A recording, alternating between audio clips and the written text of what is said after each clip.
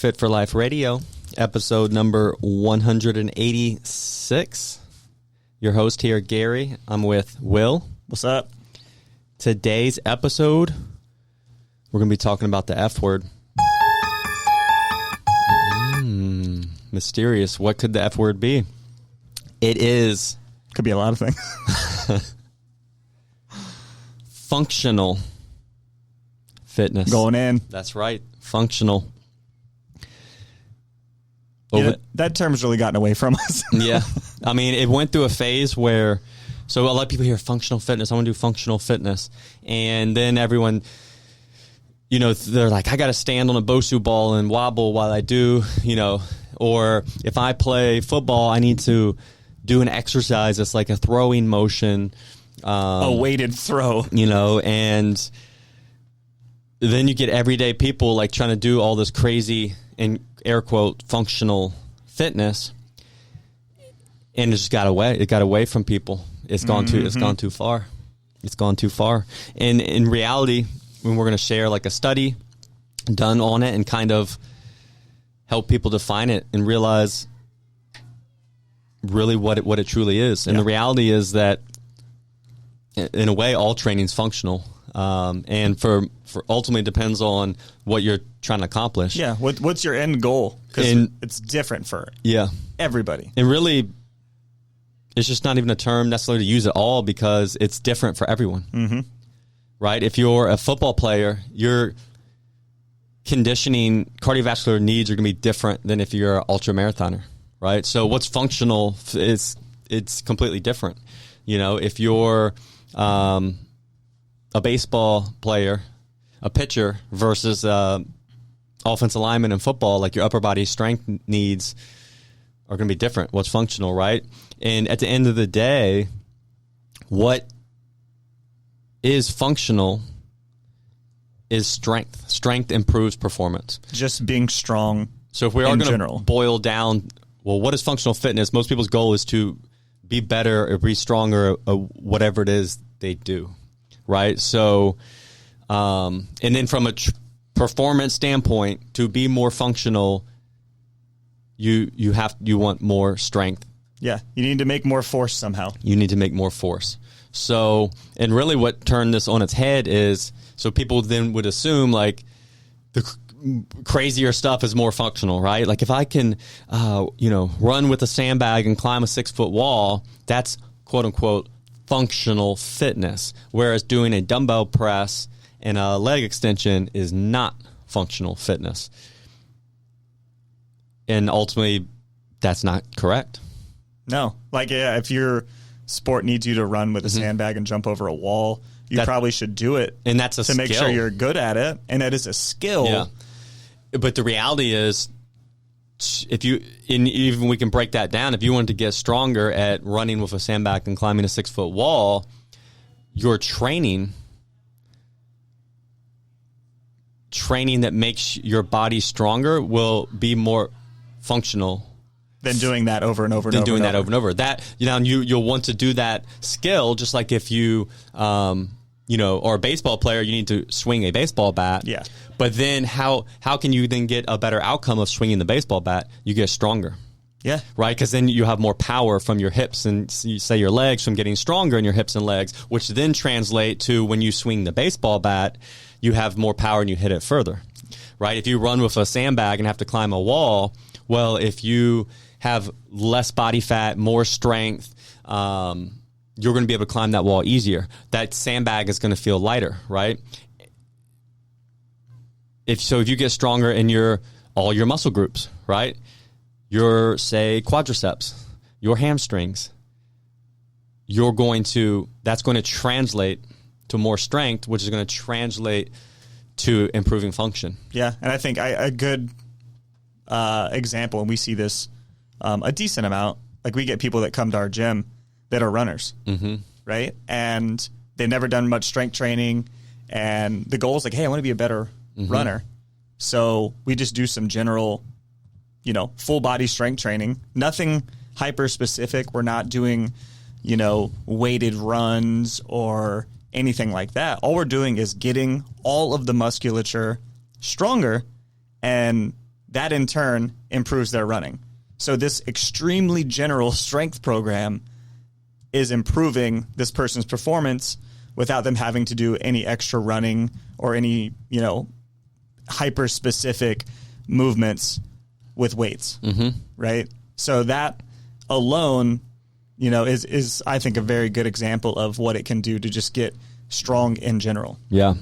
Then you have for guy Bill Starr, who classic was the original pioneer of York Barbell, which is a brand like meatheads will be familiar with. Was he the 5x5? Bill Starr? That was kind of how his program was, and this was back in like the 50s and 60s, and resistance training, strength training, dare we say functional training, wasn't something like people did. Say you played football, you weren't just like lifting weights to be a better football player.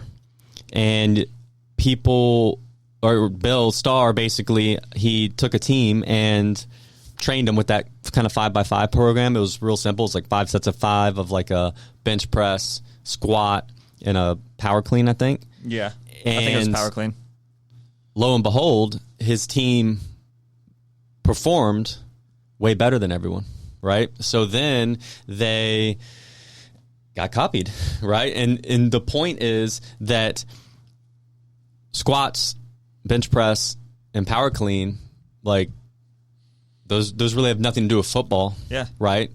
Football is running, throwing, and catching, right? So, but yet it made better football players because it made them stronger. Stronger and more powerful. And then the stronger increase in strength and power translated to functioning better as a football player, right? So that's really all functional training is, right? Yeah. And then we can take it even a step further. And recently, there was actually a study done where they wanted to test the difference of free weights versus machines. Because then some people say, "Oh, machines aren't functional because they're kind of like assisting you or locking the the movement pattern." And they don't work the stabilizers. Exactly, which is just it doesn't mean anything. Yeah, at all. And yeah, they did a study in Spain. They recruited 34 young males with at least 2 years of lifting experience, including both free weights and machines. So it means that there's going to be no novel kind of thing. They're also trained, and they tested them for maximum strength, speed, and other athletic qualities. And they trained 3 times a week for 8 weeks, including 4 exercises: squat, bench press, row, and shoulder press. And half the participants did it with free weights versions of those exercises, and the other half used machines. And ultimately, they all basically got the same results, meaning that the free weights versus the machines had no they still gained functional fitness, functional strength using machine weights in basically basic movement patterns, right? So yeah, I think there's always been that thought that like machines only, they give you, size, and it's not at all a functional gain. Like, oh, you're not really getting that much stronger, and it's not going to affect your performance. Like, it's just all show. There's no carryover. Yeah. Yeah. But like the reality is you're making the muscle stronger. So there's going to be carryover. It has to do work. That's it. And the takeaway is you strengthen. They know now because their performance was improved and it didn't matter. So strength improves performance no matter how you build it. Yes. Right? So then we start getting into, and this is one reason why like we have a mixture of machines and free weights and train people. So like I said, a lot of people like, oh, well, just doing a bench press or even a machine press and a row and an extension and a curl, that's not functional training. I have to go flop around, right? Yeah. When the reality is the flopping around, you could be losing strength and actually losing function. You're getting weaker. Now, and if your sport is to flop around, you need to flop. You need to, because that's a skill. You're coordinating that movement pattern. Yes. But you'll be better at flopping if you just have. If you're stronger. If you're stronger and through all your muscle groups, right? So then when you start getting down to like general population, so our clients and most of our clients, 40 and over and looking to improve strength. It's weird because a lot of people think they need to be doing extravagant stuff, but we're like, hey, we're doing rows, we're doing cable row, we do some machine presses, and the reality is it's safer. This is the benefit of machines that they provide, because you're in a more stable setting. But now we know, well, it's more stable. And if you're new, say you're actually, starting out in normally more like body weight exercise and stuff would be considered more functional, right? So like ring push-ups and things like that. But the reality is they're very unstable. And they're risky. Yeah, you can get injured real easily, or they're too hard. They're not. And there's a high skill required to do a lot of things like that. And someone who's just starting out, they don't have the coordination. Yeah. They don't know how to effectively recruit everything together to do that. And a machine where you can get stable and it's usually one plane of motion, they can do that well and start to develop the strength and coordination. Yeah. And maybe they're not even strong enough to do it on their own to start. Yeah. Right? So then, like Will said, then you can get them on a machine press and they're able to start at an appropriate weight, resistance, and then slowly build and gain confidence. And like what has been proven, they will gain strength. It will transfer. And all of their quote-unquote stabilizers will be strong too. Yeah. And like a good example is exercise like a leg extension, right? A lot of people see it as like a single joint exercise on a machine. You're locked in. You're just isolating. It's only for vanity and making your quads bigger. Your quadriceps. But ultimately, you're able to train. A lot of people, maybe they can't squat. Right? It's too hard or whatever, or they squat, but because of their anatomy, maybe their squat is very hingy, right? And they're just not hitting their quads much. So now that's a whole muscle group that extends the knee. That's the function. Your quad in single joint. If you're just sitting in a chair, and that's a function to extend your knee, and you do that in everyday life. Yeah. Right? So if you have stronger quadriceps, you will be more functional, right? And a leg extension now gets you a chance to safely train knee extension, right? And then, as we knew before and also proven by studies, like that is improving performance. That will carry over, right? So now imagine, you train knee extension.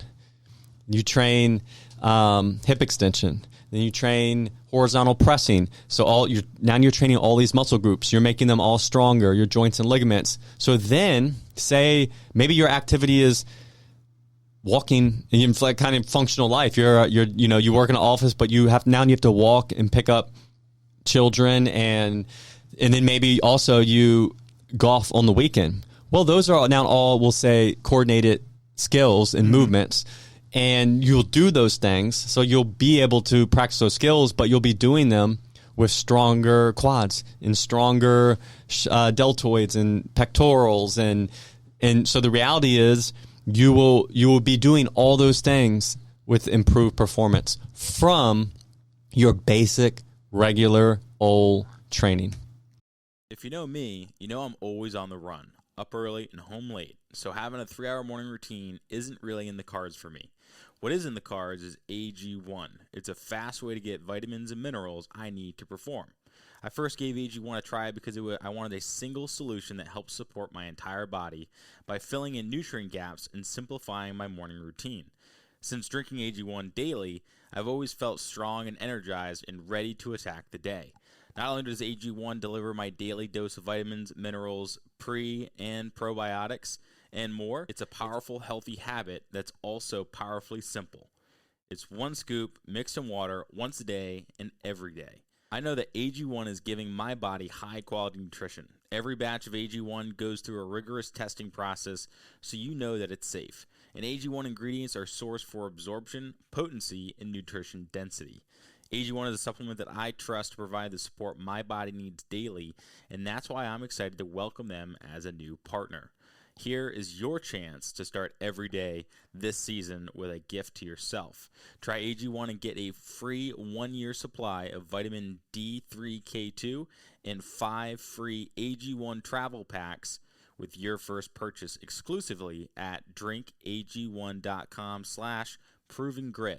That's drinkag1.com/provengrit. Check it out.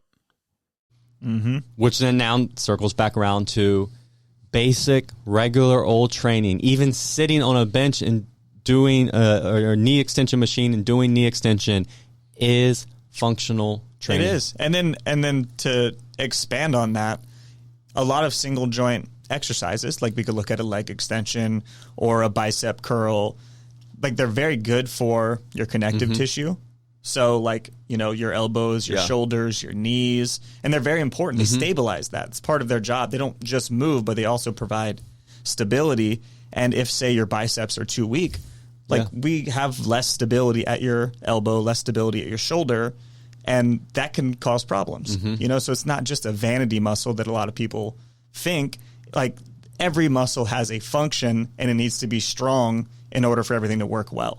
Yeah, and the perfect example to compare it to is something like algebra, right? Say your sport, and your sport is like algebra, right? But you don't get better. You can't just go do algebra to get better at to be able to do algebra. It's components, right? You could have a little, A plus B in parentheses divided by C, and that's a formula.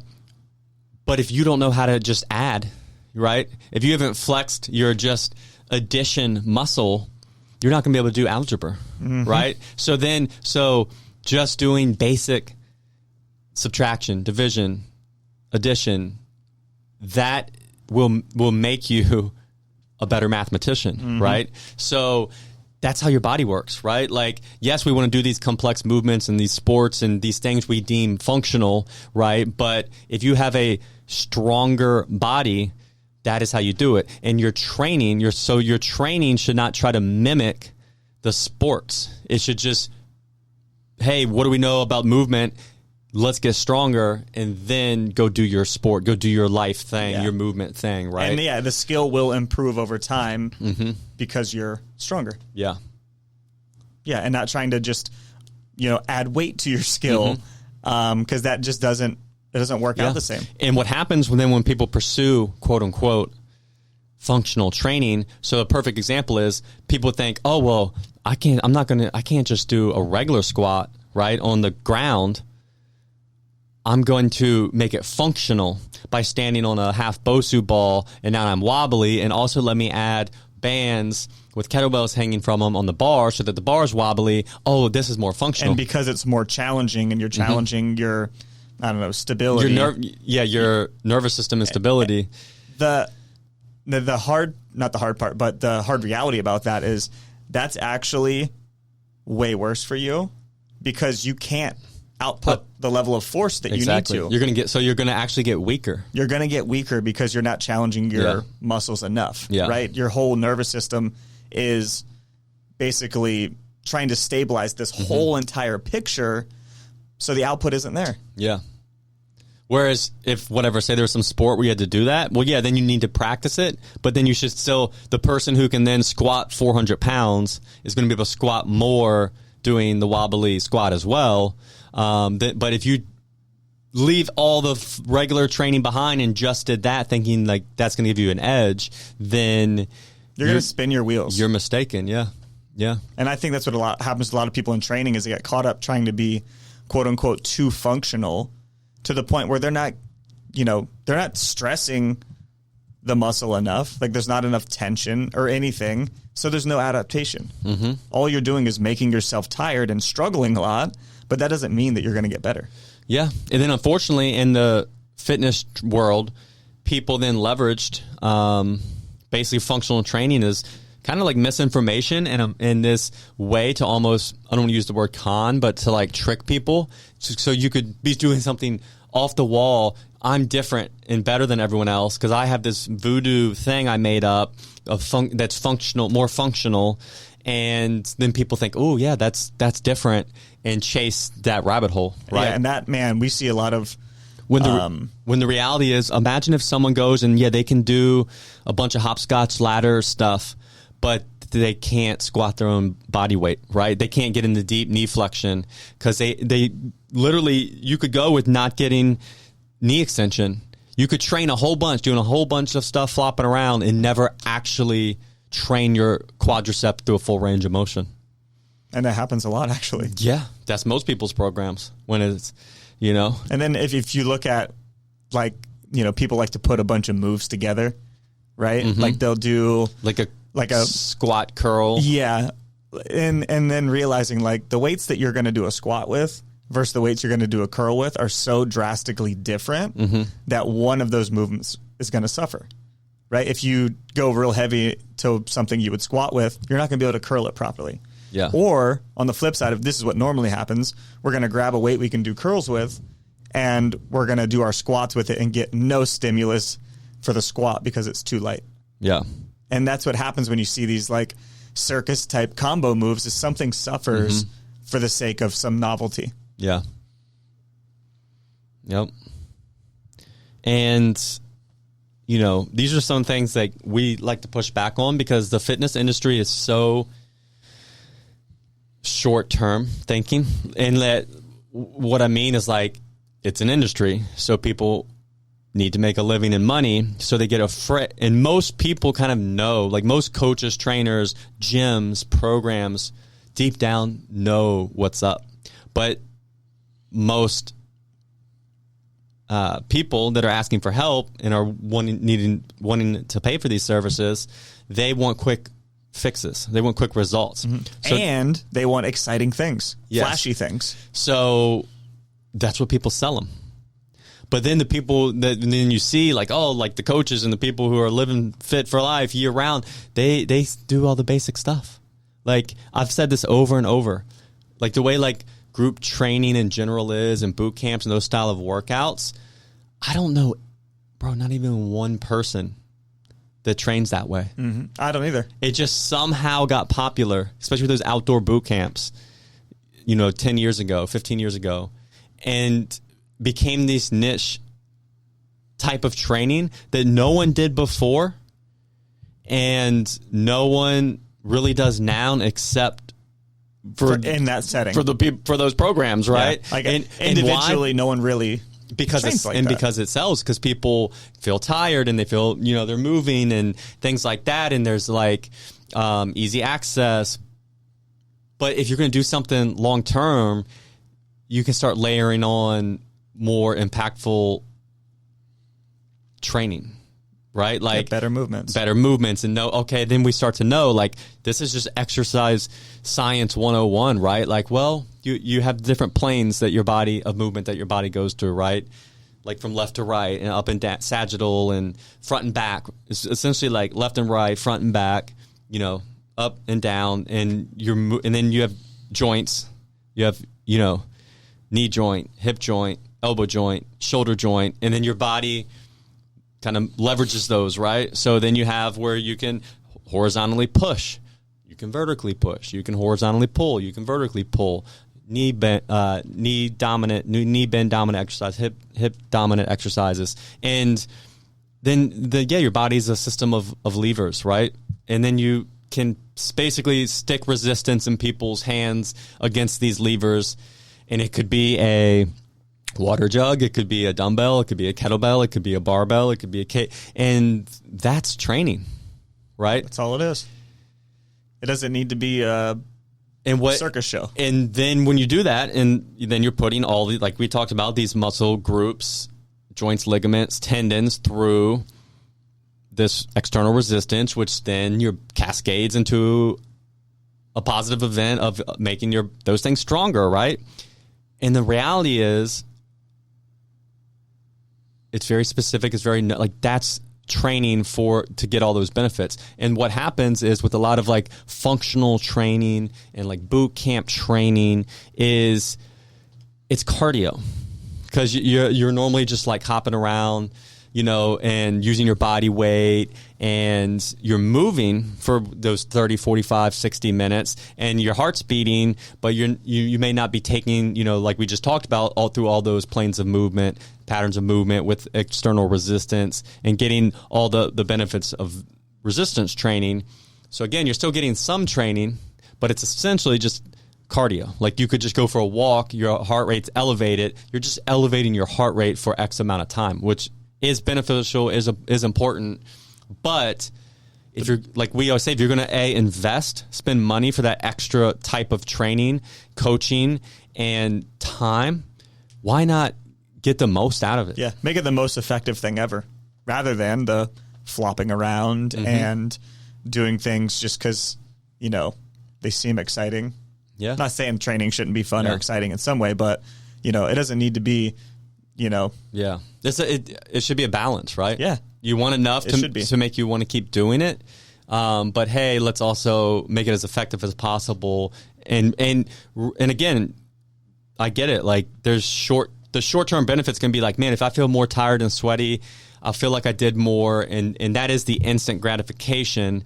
Whereas maybe then something a little more rest, a little more structured, you may not get as much of that instant gratification, but now you're getting bone density, retaining muscle, and all of a sudden over 10, 15, 20 years, you're going to be glad you did that, right? But you could literally just do kind of the cardio, the flopping for 20 years, and you're going to miss out on the improved bone density, on the muscle retention, on the joint ligament strengthening.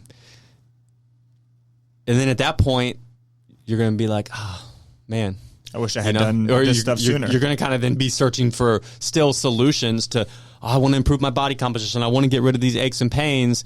When the reality is it was everything added up over the last 10, 15, 20 years. And you have to realize that you need to trade some short-term satisfaction for long-term delayed gratification. That's true. Most people that do it, though, it doesn't take that long to kind of have that realization that, like, oh, this is what I need to be doing. Yeah. It's just longer than a day, longer than a week, Because you have, and there is some things you'll feel short. So we'll share pull it up,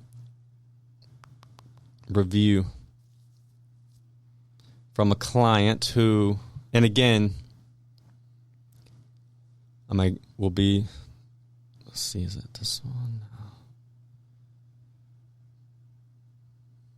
Google's always changing things. So, and again, this is what it is, right? Like CrossFit, there's different CrossFit gyms, and for some people, they love the sport and pursue it. Cool, you're going to sacrifice trade-offs, and different CrossFit gyms have tons of different programs, and some people go through a lot of basic strength training. Some people, it's just a WOD type workout every day, which ends up being what we talked about, flopping around CrossFit, right? Like if you can't do certain things, every workout becomes cardio and not necessarily intentional movement through all your planes of movement, range of motions. You're just kind of like working skills and working cardio, right? And for some people, that's great. Like I said, if you want to do the sport, there's a whole different element. Some people need that level of competition. They enjoy it, etc. But we had a client who was doing that for a while, and eventually she, just needed a change, right? And actually it was on Facebook. So I'll read it to share some benefits of when you switch from, and then our gym. So she switched to our gym. And these are benefits, if you listen to our podcast, we talk about all the time. When you go to, a little more structured training, working the basics, you're going to reap rewards, right? They're just different, and you have to value them. So this person mentioned, hard decision to leave my comfort zone of being a CrossFitter for many years and switch gyms. The past 3 weeks, I have more mental clarity, better energy. I'm getting a full body workout and simply have that old feeling of wanting to be back in the gym consistently.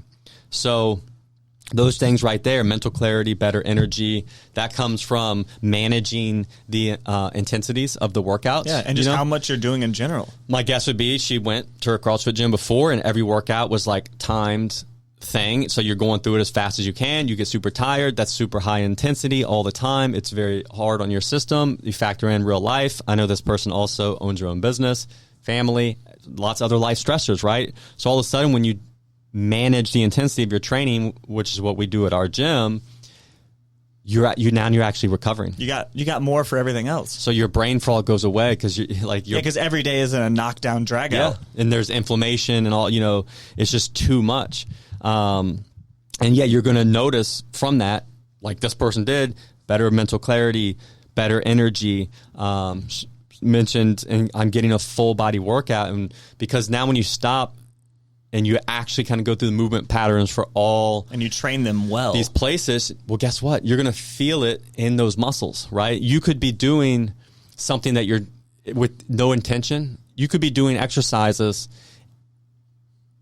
for example, like TRX rows, or what are the, those, pull-ups. Oh, the kipping pull-ups. And stuff like that, where you're using momentum and all that, so you're not actually getting the tension on your bones, joints, ligaments. You're, like we say, kind of like flopping through, which again, if you're doing it for the sport, just like if someone's like, hey, try to get this football in the end zone, and you're just running through and having people try to hit you, like that sounds crazy when you just talk about it, but hey, it's a sport, you're competing, that's cool, right? Yeah, you need to be able to do that. And that's what's cool about CrossFit. If you want to sport, you want to compete, it's an option, but it doesn't mean that it's if your goal is to, like, I want to feel better, have better energy, train all my muscles, joints, tendons, ligaments, put them through appropriate tension so they can respond and get better, then it's not necessarily the answer, right? The answer is what we already know and talked about, which is like basic training and resistance.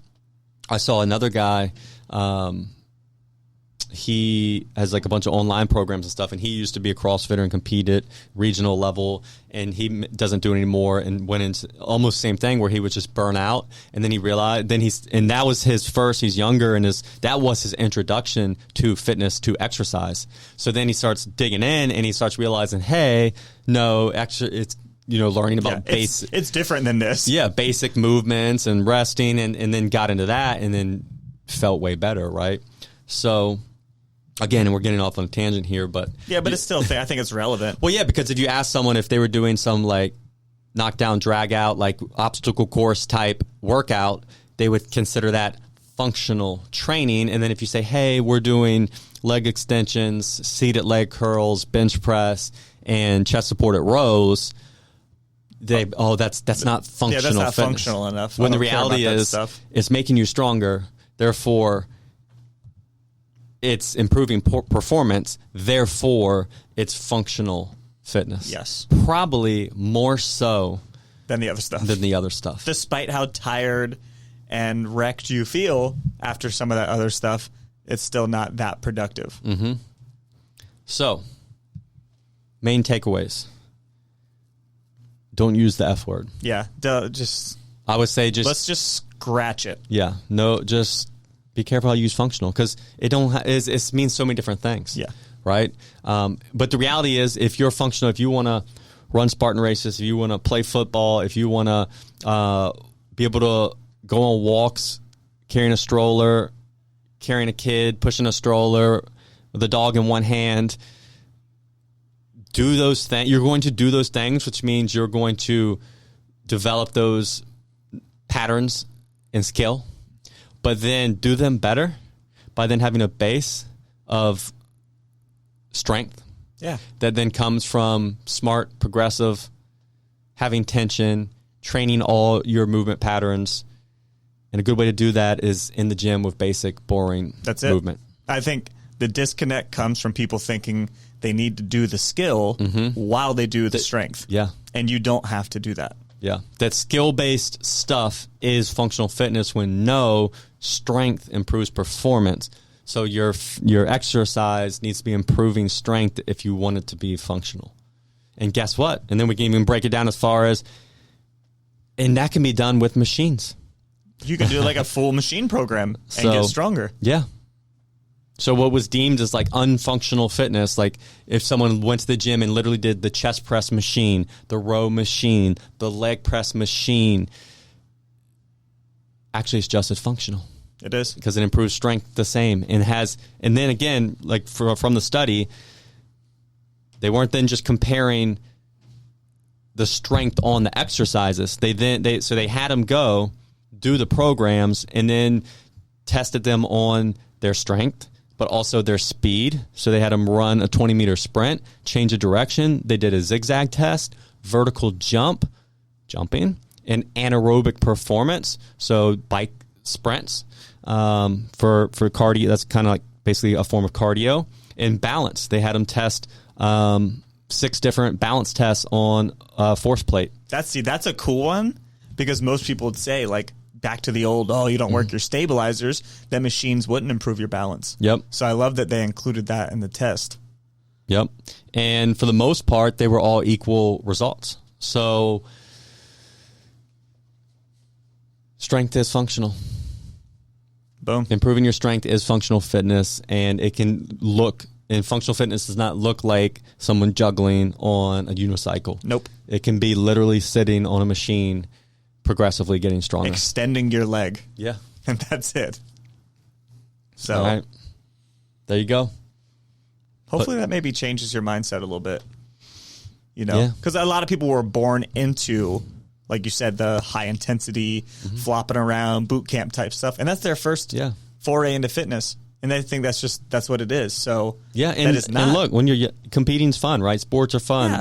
When you attach all that stuff, that's, people gravitate towards it, right? But shoot, again, you'll be better at that stuff by doing basic strength training, resistance training. You absolutely will. That will get you functionally stronger. So there you have it. That's it. Drop us a review. Yeah. At iTunes, Google, Spotify. Holla. Hit us up on any topics you'd like to hear. Yeah. Anything, any questions, if you disagree with us, any of that, feel free. We could take it. Yep. Thanks for listening. We'll see you next time. As always, thanks for listening, guys. If you want to learn more, check us out at coastalfitnessva.com or garydeagle.com. We'll see you next time.